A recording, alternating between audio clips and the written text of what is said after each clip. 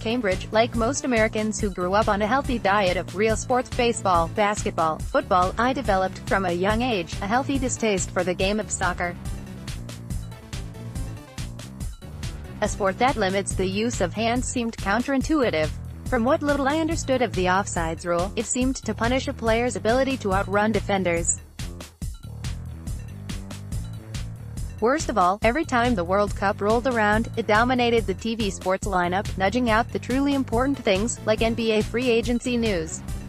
Over time, my stance had softened a bit. I'd come to view soccer in much the same way I view mustard, perfectly fine, I guess. But my life would not be seriously altered had it never come into existence. For all my ambivalence, however, the truth was that I'd never actually sat through a professional match. Get fast forward in your inbox, forget yesterday's news. Get what you need today in this early morning email. Thank you for signing up. Sign up for more newsletters here. Maybe my problem was a simple lack of understanding. Maybe sitting through a match, one played at the highest level, would change my mind. Maybe I actually loved soccer, and just hadn't realized it yet. So on Tuesday afternoon, I made my way over to University Park at MIT, a quaint green space nestled near Central Square in Cambridge. The Central Square Business Association had helped organize an outdoor watch party for the afternoon's World Cup semi-final matchup. A large screen had been erected on the lawn, and as the 2 p.m. start time approached for the match between France and Belgium, fans gathered on lawn chairs, battling for the few plots of available shade. I took a spot under a tree and vowed to do my best to stay positive, though, from the start, that proved difficult. For one thing, the clock seemed to be going the wrong direction, 2:31, 2:32, 2:33, ticking up to some unknown point in time. For another thing, nothing happening on the field made a lick of sense. I tried to focus on what the TV announcers were saying, in an effort to pick up informational tidbits, but all I heard were snippets of what sounded a lot like nonsense.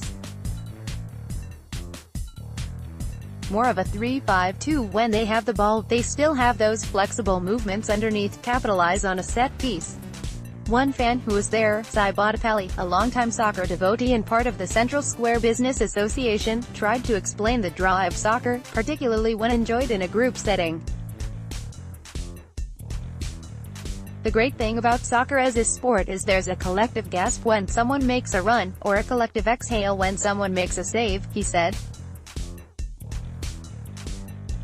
And it's easier to appreciate those moments with a big group of people. Imagine us when we try to watch American football. I tried for the Super Bowl, but it was very hard. Indeed, the fans did appear to be enjoying themselves.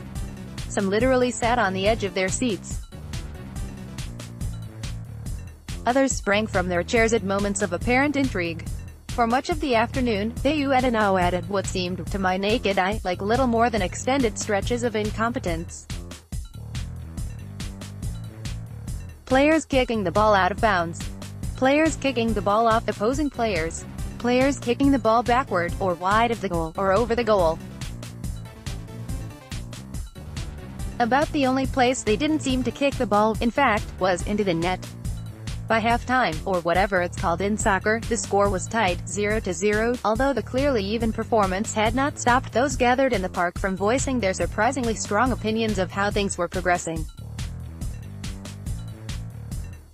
"It's not going good for us now," one woman, visiting from France, said grimly.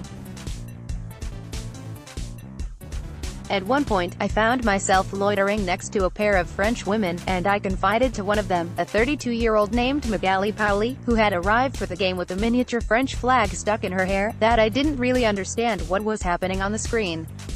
"Imagine us when we try to watch American football," she replied in accented English.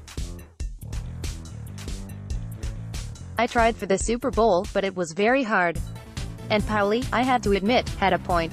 In this time of political division and animosity, I decided it was important to maintain an open mind. If Paoli could sit through the Super Bowl without complaint, then surely I could do the same with a World Cup match. And you know what happened, as the teams took the field and the second half got underway. No, seriously, can you tell me what happened? I left a few minutes later. Maybe I'll give it a shot in another 4 years. Duggan Arnett can be reached at duggan.arnett@globe.com.